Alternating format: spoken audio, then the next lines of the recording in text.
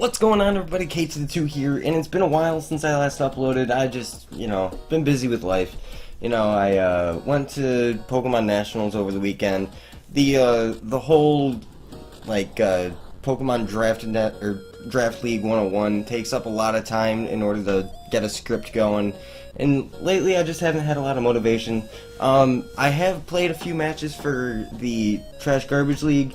But the last time I went to go record it, I was using the wrong mic, and then I just couldn't be asked to record it again on the same day. Because I went through the entire video to find out that I was recording with the wrong mic. And just because I am mentioning it, let's check. I am indeed using the correct mic. Okay, that's cool. So, what is this, you may ask? This is a Monotype League tournament thing.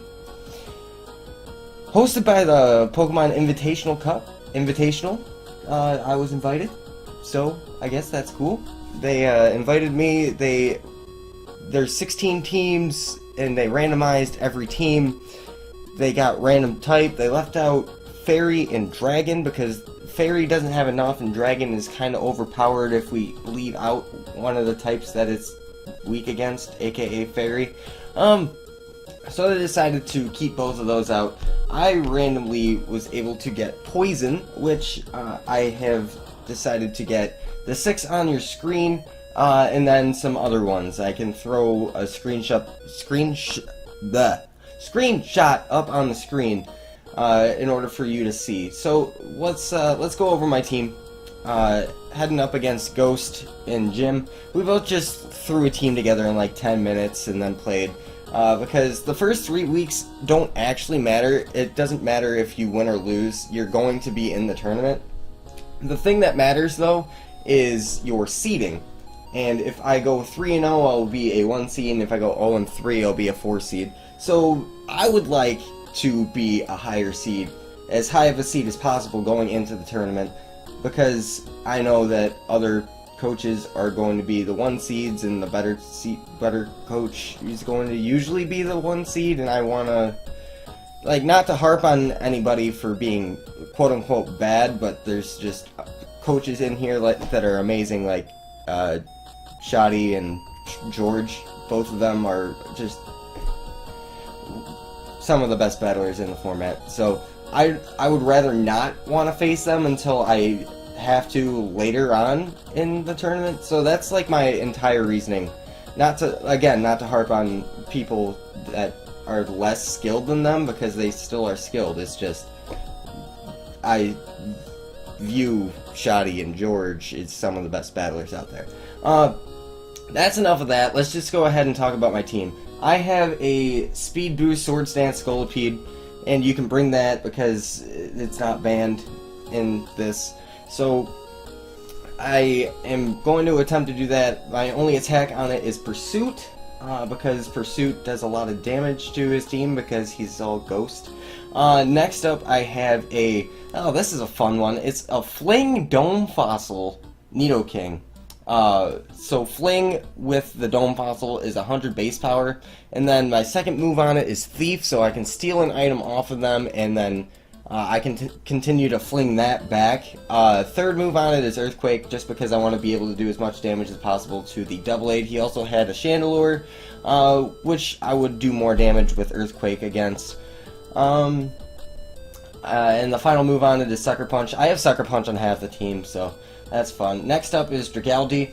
He has a Mega Sableye on his team, and this is one of the things that I wanted to bring for Mega Sableye. I have Draco Meteor on here with Black Sludge, so I can heal up a little bit more. And then I also have Haze. Haze will bounce off of Mega Sableye if I don't kill with the first Draco, get rid of my drop, and then I can drop another Draco on him to kill him.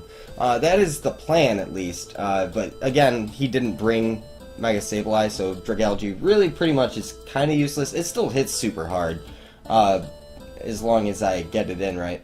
Next up, we have a Acid Spray Skuntank with Sucker Punch, so I put Speed on it in order to outspeed Chandelure. Sucker Punch on it just because it's super strong, and then Acid Spray Dark Pulse. I also have Memento on here.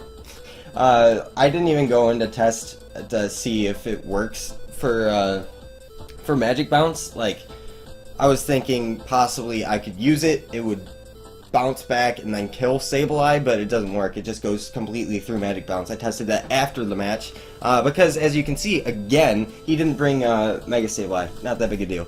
So it really didn't end up mattering. Next up, we have a mixed Gengar with max attack, the Sucker Punch, Adamant Nate, or not Adamant, it's plus attack minus Spadef. So that is, I don't remember, Hasty? No, that's not Hasty. I really don't care. Really don't care. So I have Sucker Punch on here with a Life Orb. That OHKOs his Gengar 100% of the time. I have Shadow Ball on here. I have other attacks that I'm not going to go for. And then lastly on my team I have Mega Venusaur, which is a Swords Dance knockoff and Power Whip set. Power Whip does damage against the Jellicent and the Golurk, of course. Knockoff hits everything on his team super effectively except for the Mega Sableye. And then I have Synthesis on here just because. Okay, that's enough of my team. Let's just go ahead and get into the battle real quick. It's going to be a pretty quick one. Most Monotype battles do tend to be pretty quick, especially if one has a type advantage over the other. Also just because, like, in a league format, you can just pick one thing. Like, my Skuntank, for example, is part dark, and then his whole team is weak to dark. So it's like, there's certain things that the matchup just calls for a quick battle. So we're just going to go ahead and start out with Mega Venusaur. I'm going to go ahead and knock off turn 1, just because I know he might have the Focus Sash, and that's always a possibility. It does take him down to his Sash, and he T-Waves me here, and I decide to get a little bit greedy. I decided to go for the Swords Dance, and then I realized right there that that was kind of a mistake, because he's going to be able to get off another Psychic. The first Psychic did 47%. This one did 45%. So if I'm able to Synthesis up, maybe I can come out of this with a good enough health in order to get another knockoff. But I know it's not going to really work. I should have just knocked out the Frostlass that's in front of me, because right here I am going to get parried, and then I'm just going to lose Mega Venusaur. I could have switched straight into Skuntank here, but he could have gone for, just as well could have gone for Ice Beam, predicting my Skuntank to come in. So right here, I'm actually going to go into Scolipede and set up a Swords Dance that sets up Spikes, which was potentially dangerous. He could have T-Waved there, but then again, it didn't really matter because I have the Baton Pass, and I can still Baton Pass the speed. So now I have a +2/+2 Scolipede, and I'm going to sub to see what this Gengar wants to do. He actually has Psychic on this too. I did the calc, and Psychic is guaranteed to OHKO me, even if he doesn't have Life Orb. And I also did the calc to take a look. His Gengar dies to my Pursuit at +2. I have no attack investment.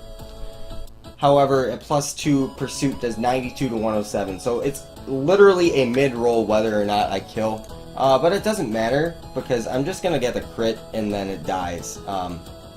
So yeah, we don't know whether that crit mattered or not, because it was a 50-50 in either side, whether or not I would kill or not. Right now I'm actually going to Baton Pass into my Nidoking, and he's going to set up an SD. I was fearing kind of a Gyro Ball right there, because that would have knocked out Scolipede or Nidoking. Let's pause right there. That would have knocked out Scolipede or Nidoking on the switch-in because of all the speed boosts that we had, but he instead decided to go for the Swords Dance, get off some good damage with the thingamabobber, whatever it is. The Shadow Sneak instead, which did 51%, and now I'm sitting here at like 36, and there's, yeah, that Fling, yeah, that was fun. So I just knocked out a Jellicent from full with my Nidoking. That usually doesn't happen, but yeah, that happened this time. He's going to go into Golurk now, and I'm just going to go ahead and click Thief. It doesn't do enough. I'm, like, Sucker Punch would have done more, but I don't think it would have killed. And I didn't know if he was Assault Vest or Rock Polish. If he was Rock Polish, that could have been scary. Potentially, at least. Sucker Punch, I don't think would have killed, so it wouldn't have mattered. But now that I know that he's Assault Vest, I can just come in with Scum Tank and click Sucker Punch, because I know he's not going to run Assault Vest and then have a non-attacking move on there. And then lastly, he's going to come in with his Hoopa.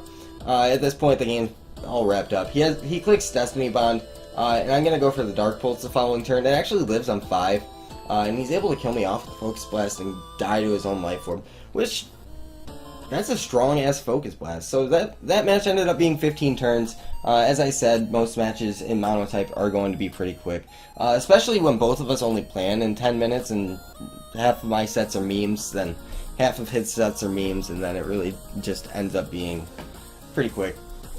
So, that is going to be the end of week 1 of qualifiers, I guess we could call it.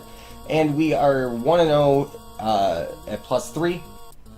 We actually had the lowest victory, or lowest margin of victory, tied with Shoddy this week. Shoddy won 3-0, and every other game was 4-0, 5-0, or 6-0 this first week. So yeah, it was, we got some catching up to do in order to catch up to whoever won in our pool ahead of us.